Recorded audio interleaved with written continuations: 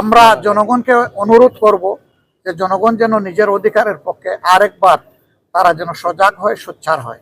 America এবং বাংলাদেশের যে অন্তর্বর্তীকালীন সরকারের সময় যে চুক্তিটা হয়েছিল, আমরা সাম্প্রতিক সময়ে দুজন সাবেক উপদেষ্টার কাছ থেকে শুনেছি যে এটার সঙ্গে বিএনপি, জামাত সহ অন্যান্য দল অবগত ছিলেন, তারা বিরোধিতা করেননি।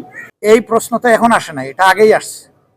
যখন আগে আসছিল তখন আমি আমার নিজের একটা বক্তব্য দিয়েছি যে সরকারের পক্ষ থেকে কেউ আমাদের সাথে এই বিষয় নিয়ে কোনো আলোচনা করে নাই। এখনো আমি অত্যন্ত দায়িত্ব নিয়ে বলছি, তৎকালীন সরকারের পক্ষ থেকে কোনো একজন মানুষ এই বিষয় নিয়ে আমাদের সাথে একটা শব্দ উচ্চারণ করে। ইনশাআল্লাহ আমরা একটা নির্বাচনমুখী দল, আমরা গণতান্ত্রিক পন্থায় এই দেশের নেতৃত্বের পরিবর্তন চাই। কাজে আমরা সকল নির্বাচনে অংশগ্রহণ করেছি, এবারও আমরা ইনশাআল্লাহ করব স্থানীয় সরকার নির্বাচনের সকল স্তরে।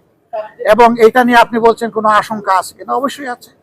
কারণ আপনারা দেখেছেন জাতীয় নির্বাচনের পরে দুইটা উপনির্বাচন হয়েছে, একটা শেরপুরে আর একটা বগুড়ায়। আপনারা সেখানকার চিত্র, কাণ্ড কারখানা সবই দেখেছেন। আমরা এই ব্যাপারে শঙ্কিত যে আদৌ সুষ্ঠু নির্বাচন হবে কিনা। তবে আমরা জনগণকে অনুরোধ করব যে জনগণ যেন নিজের অধিকারের পক্ষে আরেকবার তারা যেন সজাগ হয়, সোচ্চার হয়। একটা জিনিস মনে রাখবেন, সকল রোগের ঔষধ হচ্ছে জনগণের ম্যান্ডেট। আমরা পদ্মা ব্যারেজের এই উদ্যোগকে অভিনন্দন জানাই, কিন্তু এটা তিস্তার বিনিময়ে নয়।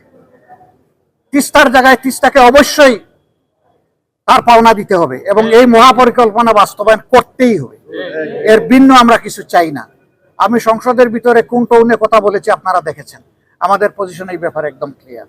আর প্রথম যেটা বলেছেন যে পশ্চিমবঙ্গে যেটা হয়েছে, এটা পশ্চিমবঙ্গ না, দুনিয়ার যেখানে এরকম অপকর্ম হবে আমরা তার নিন্দা জানাই।